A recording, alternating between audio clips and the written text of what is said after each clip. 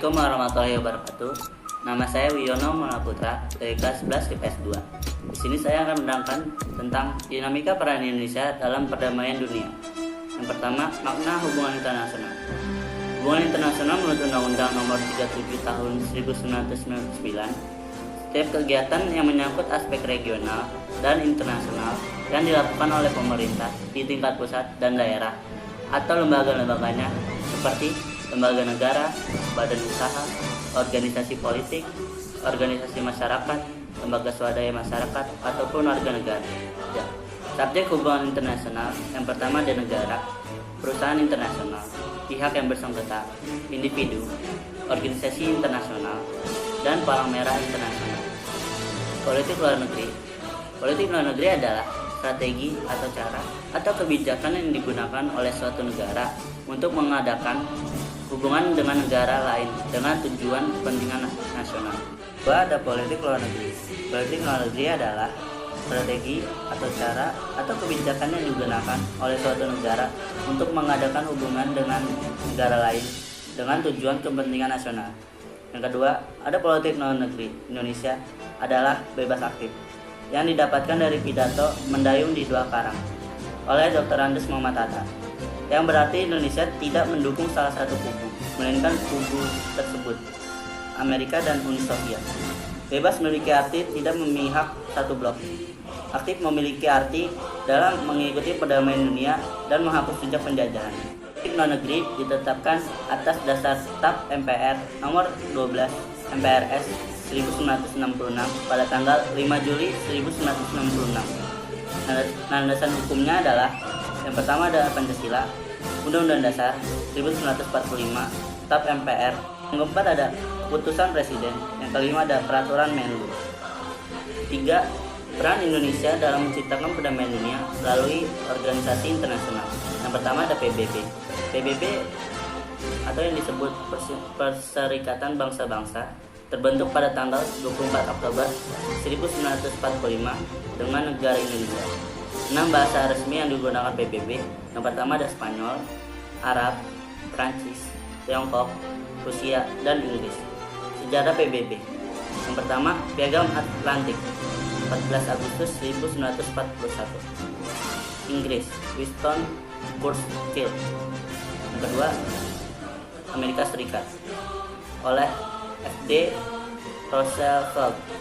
Yang kedua, makluman PBB pada tanggal 1 Januari 1942. Yang ketiga, makluman Moskow pada tanggal 30 Oktober 1943. Yang keempat, Dormarton Proposal pada tahun 1943. Yang kelima, Konferensi Alta pada tanggal 25 April 1945. Struktur organisasi PBB. Yang pertama, Majelis Umum. Yang kedua, Dewan Keamanan. Yang ketiga, Dewan Ekonomi Sosial. Yang keempat, Dewan Perwakilan. Yang kelima, Mahkamah Internasional. Yang keenam, Sekretariat. Peran Indonesia bagi PBB. Dalam rangka menjaga perdamaian dunia, Indonesia sebagai anggota PBB berhasil menyelenggarakan Konferensi Asia Afrika yang menghasilkan Dasar-Sila Bandung. Yang kedua, sebagai anggota PBB, Indonesia menjadi pelopor pencetus Zoftan dan CNWPZ. Yang ketiga, sebagai anggota PBB, Indonesia menjadi salah satu pemprakarsa berdirinya ASEAN dan Gerakan Non-Blok. Berdiri pada tanggal 8 Agustus 1967 dengan 5 pelopor yang disebut Civil Mainstay. Negara-negara ASEAN. Yang pertama ada Brunei Darussalam, kedua Kamboja, ketiga Myanmar, keempat Laos, kelima Vietnam, keenam Singapura, ketujuh Filipina, ke-8 Malaysia, 9 Indonesia, ke-10 Thailand. Perwakilan pelopor dan penandatangan berdirinya ASEAN. Yang pertama, Narcisco Ramos yang berasal dari Singapura, Raja Ratnam yang berasal dari Filipina, Tun Abdul Razak yang berasal dari Malaysia, Adam Malik yang berasal dari Indonesia, Tah Nhat Koman yang berasal dari Thailand. Menghasilkan deklarasi Bangkok menjadi tuan rumah KTT ke-1 dan ke-9 yang diselenggarakan di Bali dan KTT tidak resmi di Jakarta. Peran Indonesia bagi ASEAN. Yang kedua ada KAA atau Konferensi Asia Afrika. Konferensi Asia Afrika adalah sebuah konferensi antara negara-negara Asia dan Afrika yang kebanyakan baru saja memperoleh kemerdekaan.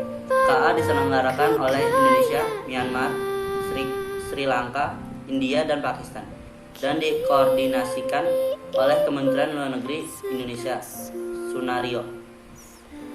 Pertemuan ini berlangsung antara 18 April sampai 24 April 1955 di Gedung Merdeka Bandung, Indonesia, dengan tujuan mempromosikan kerjasama ekonomi dan kebudayaan Asia Afrika dan melawan kolonialisme atau neokolonialisme Amerika Serikat, Uni Soviet, atau negara imperialisme lainnya. Sebanyak 29 negara yang mewakili lebih dari setengah total penduduk dunia pada saat itu mengirimkan wakilnya. Konferensi ini mencerminkan apa yang mereka lihat sebagai kekuatan Barat, keengganan untuk berkonsultasi dengan mereka tentang keputusan yang mempengaruhi Asia selama Perang Dingin, kekhawatiran mereka tentang ketegangan antara Republik Rakyat Cina dan Amerika Serikat, keinginan mereka untuk menyebarkan hubungan damai antara Cina dan Barat, penentangan mereka terhadap kolonialisme, khususnya pengaruh Prancis di Afrika Utara dan kekuasaan kolonial Prancis di Aljazair. Indonesia dan keinginan untuk mempromosikan hak-hak mereka dalam konflik dengan Belanda dan di Iran Barat. Yang ketiga ada Gen B atau Gerakan Non-Blok. Gerakan Non-Blok adalah merupakan suatu organisasi internasional yang terdiri dari lebih dari 100 negara yang tidak menganggap dirinya beraliansi dengan atau terhadap blok kekuatan besar apapun.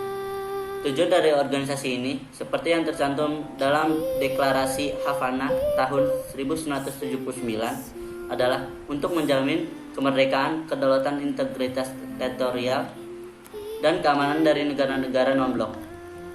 Dalam perjuangan mereka menentang imperialisme, kolonialisme, neokolonialisme, apartheid, Zionisme, rasisme, dan segala bentuk agresi militer, pendudukan, dominasi, interferensi, atau hegemoni, dan menentang segala bentuk blok politik.